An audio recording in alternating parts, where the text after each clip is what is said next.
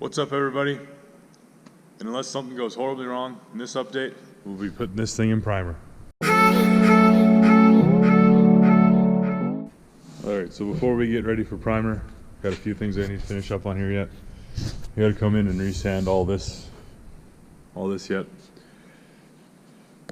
so that we can do epoxy primer, then the high fill 2K primer, then we can sand everything again. Also, I gotta get the rear cab mounts finished up before we go that far. And back here, I need to get the box welded up. But other than that, I think I've got all the exterior panels sanded up to where I want them. And yeah, let's get after it.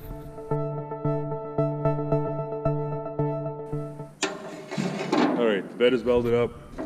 Obviously still gotta come in and do something about the bolt holes all the way around. But I think all I'm gonna do is take a piece of metal like this, lay it down in there, do a couple of stitch welds like I did on the box side, then I'll come in and seam seal all the way around. And the bed is getting bed lined, so it doesn't have to look perfect. Next up I'm gonna do is turn this pile of wood into a cart to move the bed around on.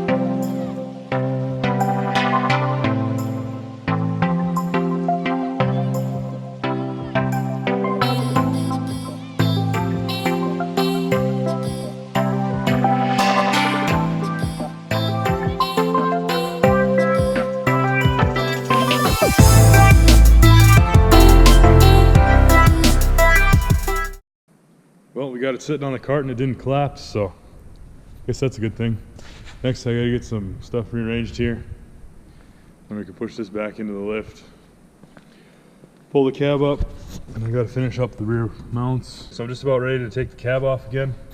But before I lift the cab, I'm gonna take a punch and go in from underneath and mark where I need to drill my hole for the cab mount.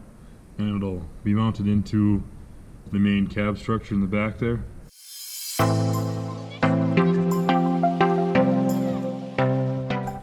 Okay, so here's what I did for body mounts.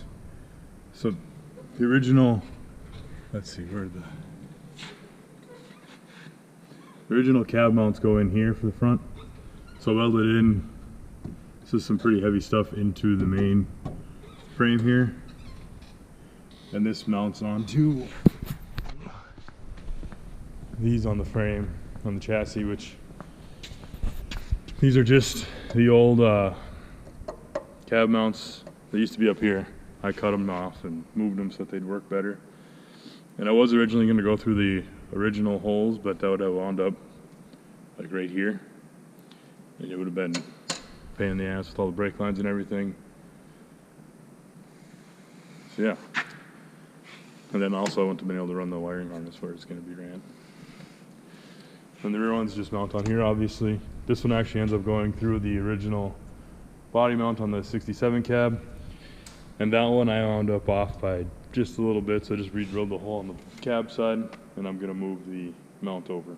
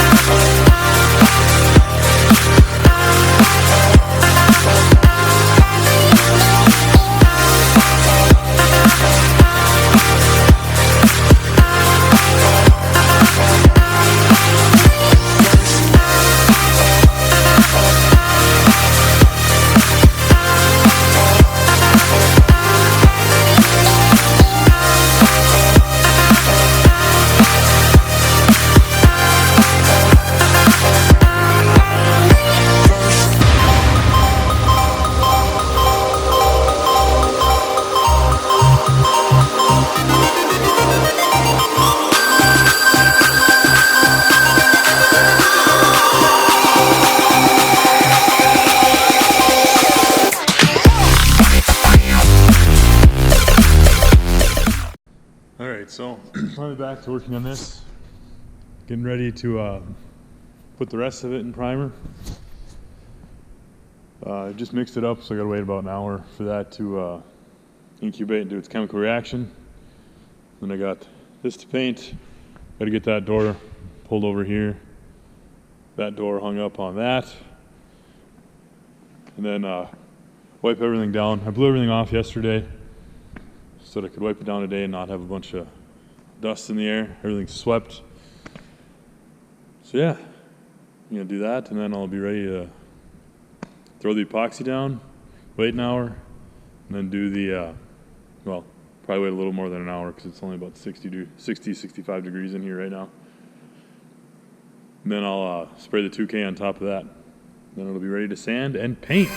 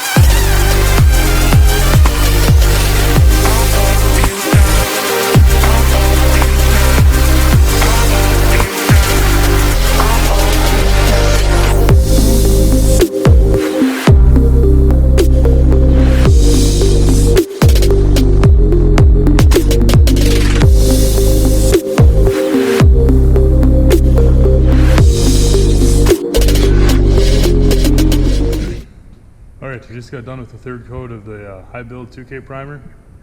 Pretty happy with how it turned out. All of this stuff is pretty much ready to go. I did see one spot on the door here. See if I can get to pick up on camera. There's a little spot here that it might sand out with the when I sand the primer. If not, I'll have to come in and do a little touch up there. Like I said, all this stuff is good. That one had a spot getting fixed on it from last time I sprayed it. The cab, I still got some work to do. I'm happy with how this body line turned out. But if you come look, I gotta clean this up a little bit. Do a little work right there. And it's gonna be hard to get on camera, but I'm gonna take and do some work all the way along this edge from shaving. This is all stuff from shaving the drip rail. I'm gonna come in and clean it up a little better. I thought I had it this time, but I got a little spot right here. But the rest of it turned out pretty good, I think. So while I was waiting to get all this stuff painted, because I had other stuff in here, in my downtime I was working on the fuel system. I'll show you guys what I've come up with. So this is just dash 10 line coming off of here, which is slightly bigger than 1/2 inch hose. Running through, comes to the pump. And I got the reason I don't have this hooked up yet is because I'm gonna need a different fitting here, because this is touching the frame rail. So I'm gonna put a 45 in here to kind of angle that down. Then that'll get done.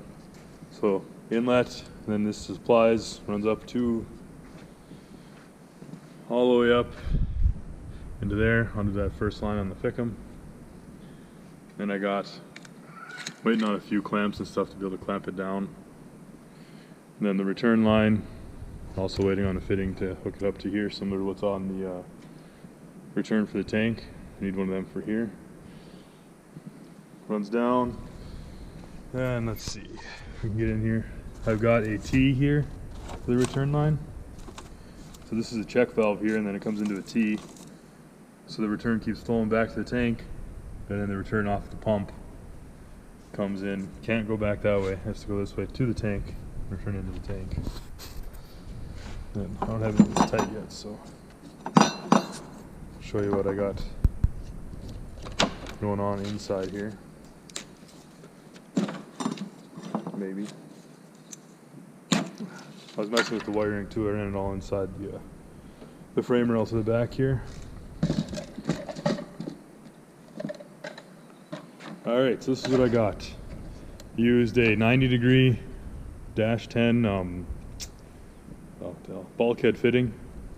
So it's just got a screw on the other side and then sealed with nylon washers. Another dash 10 line. And then I got another dash 10 bulkhead fitting on the bottom here. And that's just bolted into a stainless steel plate that I made that wedges in here. And then the little tab sticks out of the out here to keep it locked in place. And when this is in the tank, that should be about 1/4 inch off the bottom, roughly. And I'm a little worried that with this setup, I might run into picking up air with the fuel sloshing around in here. But we did put a universal Fass sump kit on a Buddy's LBZ. Not sump, pickup tube. So you just drill a hole in here and it goes down in. And it's just a 5/8 pickup or draw straw that picks up off the bottom of the tank. He hasn't had any issues, so I'm hoping I don't have any issues. And then, yes, this is just, I just welded the main part of the Fass bracketry onto the frame here. And the only reason I ended up running AN fuel lines like this is because, well, because I shortened the frame, I can't get pre-bent hard lines, so I was gonna have to do all new lines up to the fitting anyways. And this just eliminates hose clamps on most of the system. There's still a little bit in the valley and stuff that if I have problems with later on, I'll try and convert all that shit to AN stuff. But I know there are kits to do that, so that won't be that big of a deal. That's gonna do it for today's video. And as always, please like and subscribe if you want to follow along with this build. Getting close to paint.